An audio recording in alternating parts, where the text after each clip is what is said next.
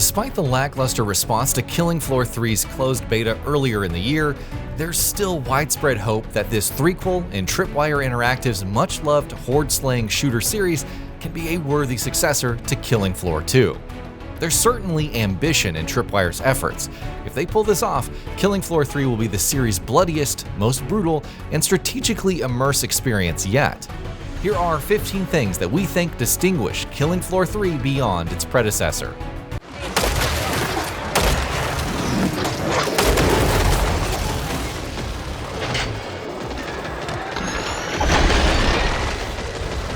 New game engine. We're the best part of a decade out from Killing Floor 2's original release date, a revered game which maintains an active player base. So to answer the question of why a third entry in this series is justifiable rests on the technology now available to developers Tripwire Interactive. Tech, which wasn't available 10 years ago, is propelling Killing Floor towards its most detailed, visceral, immersive body horror potential. To achieve their vision, Tripwire are harnessing the technological bells and whistles of Unreal Engine 5. For reference, Killing Floor 2 was constructed with Unreal Engine 3. Meat 2. An abbreviation of massive evisceration and trauma, through Unreal Engine 5's potential, Killing Floor 3's meat system is more potent and gory than was ever possible in Killing Floor 2. Viscera splurges out of Walking Dead corpses thick and meatily, persistent blood, with enemies and weapons each harboring unique splatter maps, inner guts flinging from ripped flesh in ways bespoke to weaponry and enemy movement, with limbs severing at their precise entry wound. Each weapon and enemy has their own custom animations, which are informed via the Meat 2 system as well. Levels offer more verticality. Traversal in Killing Floor 3 has received a mini overhaul in that any environmental object or obstacle, so long as it's eye level, can be vaulted. Levels themselves have been designed with this verticality in mind, giving players much more freedom to evade enemies or reach higher areas, vantage points impossible to reach in Killing Floor 2. Enhanced movement. In addition to the verticality just discussed, Killing Floor 3 presents more movement options to mix up frenetic battling. Quick dodges, triggerable via a single press of the sprint button, swiftly dash you in and out of danger or rapidly back in for a quick melee swing. Sprints into slides, zip lines, climbing, the aforementioned vaulting and mantling, these maneuvers present new agility options for funneling hordes into choke points or escaping an overwhelming scenario entirely.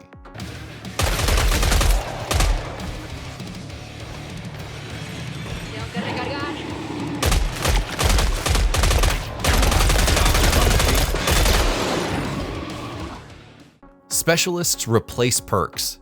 One of Killing Floor 3's biggest distinguishable factors over its predecessors is the absorption of Killing Floor 2's perks, replacing it with a specialist system.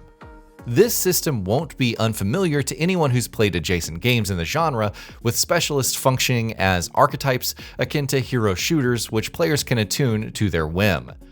Deep, multi-leveled customization aims to offer some points of distinction for Killing Floor 3's players to digest, as well as the ability for teams to include multiple of the same specialist should its players prefer. Each specialist comes loaded with special abilities and unique power moves as well. Branching skill trees. And on the note of multi-leveled customization, Killing Floor 3 brings progression via branching skill trees rather than Killing Floor 2's linear skill tracks. Remade from scratch, in fact, is Killing Floor 3's multi-linear progression, with upgrade choices governing options to fine-tune combat style, from how weapons operate right through to a specialist-specific role within the team. New armory system. Expanding upon Killing Floor 2's weapons modification system is Killing Floor 3's new armory system. Here, procedurally generated blueprints can be collected via traders dotted throughout the threequel's maps, which, when utilized with scavenged materials, provide access to hundreds of accessories, including larger magazines and more powerful scopes, to mods which enhance weapons handling, such as reduced recoil. Cosmetics expanded. Killing Floor 3 brings an expanded suite of cosmetics to affix to guns and personnel, including a wider variety of skins, costumes, trinkets, and apparel. Cosmetics will be unlocked through quarterly supply passes, which includes a free version for all players and a paid premium version which offers extra rewards upon completion. Other in-game systems will offer cosmetics too between supply pass drops. Faster leveling up. A common bugbear amongst Killing Floor 2 players was that character progression was too much of a grind. Well, while this isn't a total overhaul, Killing Floor 3 is set to offer leveling up at a much faster rate than its predecessor. The threequel's story chugs along at a faster pace as well. Enemy AI. Those enhanced player movements that we discussed earlier, well, Killing Floor 3's bioengineered Z enemies have had their maneuverability tweaked as well. Thanks to overhauled AI, they're now faster and more unpredictable than they've ever been, with their designs appearing much more varied and terrifying than their previous guises as well.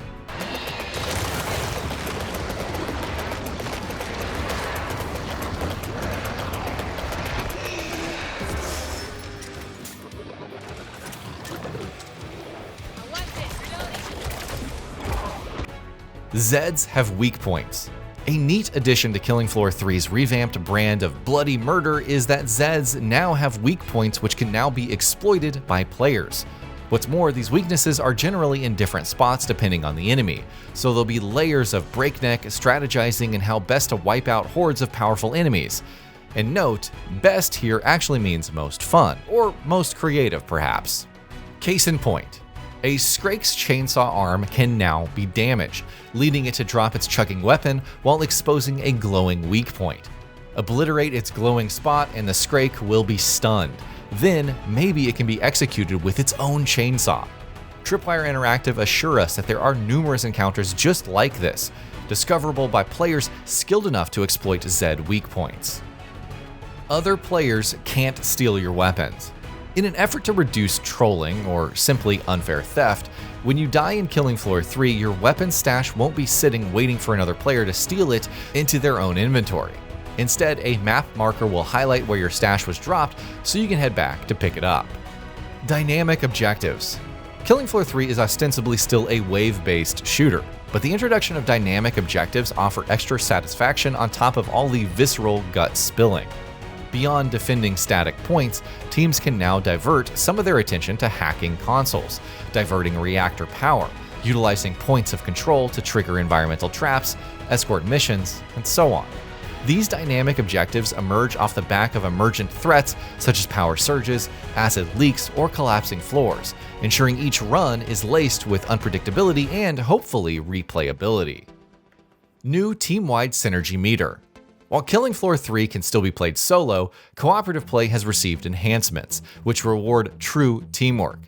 Killing Floor 3 has introduced a team-wide synergy meter, which is filled via combo takedowns and crossfire killing, with bonus wave modifiers unlocked as a result.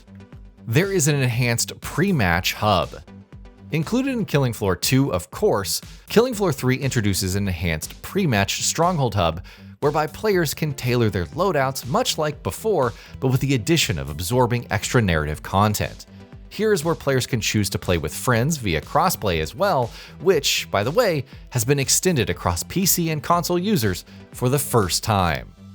And that'll be about it for this one. If you guys like what we're doing at GamingBolt, please consider subscribing to our channel, and I'll see you guys on the next video.